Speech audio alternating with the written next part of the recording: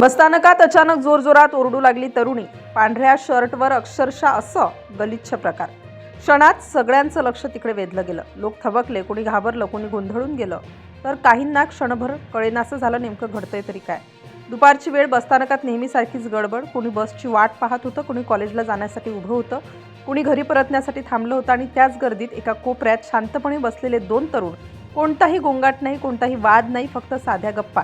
कधी हसू, कधी एखादं वाक्य, कधी नुसती शांत नजर. बसस्थानकात असं दृश्य रोजच होतं, पण त्या दिवशी तेच दृश्य अचानक अपराध ठरलं. काही मिनिटातच वातावरण बदललं. अचानक काही लोक तिथं धावत आले. त्यांच्या चेहऱ्यावर प्रचंड राग, डोळ्यात आग, आवाज चढलेले. कोणी काही समजायच्या आतच एक आरडाओरड सुरू झाली. इथेच बसून काय करताय? लाज नाही वाटत का?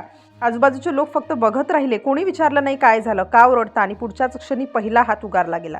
बसस्थानकात उभ्या असलेल्या लोकांना काही कळायच्या आतच मारहाणीचा आवाज घुमू लागला. त्या तरुणीचा किंचाळणारा आवाज, त्या तरुणाचा स्वतःला वाचवण्याचा निष्फळ प्रयत्न. एका क्षणात सगळं बदललं. जे ठिकाण काही वेळापूर्वी सामान्य वाटत होतं, तेच ठिकाण आता भीतीने भरलं होतं. आजूबाजूला लोक, उभे असलेले लोक, फक्त पाहणारे. कोणीही थांबवलं नाही, कोणीही मध्ये पडलं नाही. सगळेजण अवाक होऊन पाहत राहिले. मारहाण थांबण्याचं नाव घेत नव्हती. एकामागून एक हात, ओढा, ताण, ओरड, आक्रोश, शब्दांची चिखलफेक सुरू होती. आरोप, अपमान, तिरस्कार. त्या तरुणीला ओरडताना ऐकूनही कुणाच्याही पायात पाऊल पडलं नाही.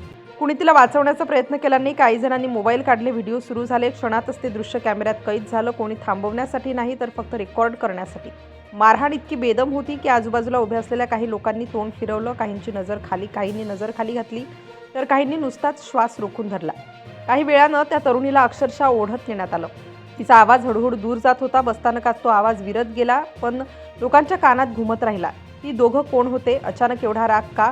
इतकी अमानुष मारहाण का? बसस्थानक पुन्हा शांत झालं. बस आल्या, बस गेल्या. लोक पुन्हा आपापल्या कामाला लागले, पण मनात मात्र प्रश्नांची गर्दी झाली. थोड्याच वेळात हा संपूर्ण प्रकार मोबाईलमधून मोबाईलमध्ये फिरू लागला. व्हिडिओ व्हायरल झाला. लोकांनी पाहिलं, चर्चा सुरू झाली. कोणी म्हणालं प्रेम करणं गुन्हा आहे का? कोणी म्हणालं हा तर थेट अन्याय आहे. काही जण म्हणाले समाजात असं चालतं. पण सगळ्यात धक्कादायक गोष्ट अजून समोर यायची होती. ही मारहाण कोणत्याही गुंडांनी केलेली नव्हती. ही मारहाण कोणत्याही बाहेरच्या लोकांनी केलेली नव्हती. ही मारहाण केली होती त्या तरुणीच्या कुटुंबियांनीच. फक्त आणि फक्त तथाकथित सामाजिक प्रतिष्ठेच्या नावाखाली दोन तरुण बसून बोलत होते. इतकंच कारण पुरेसं ठरलं. ना पोलीस तक्रार, ना कायदेशीर कारवाई. रात्री उशिरापर्यंतही कोणतीही तक्रार दाखल झाली नव्हती.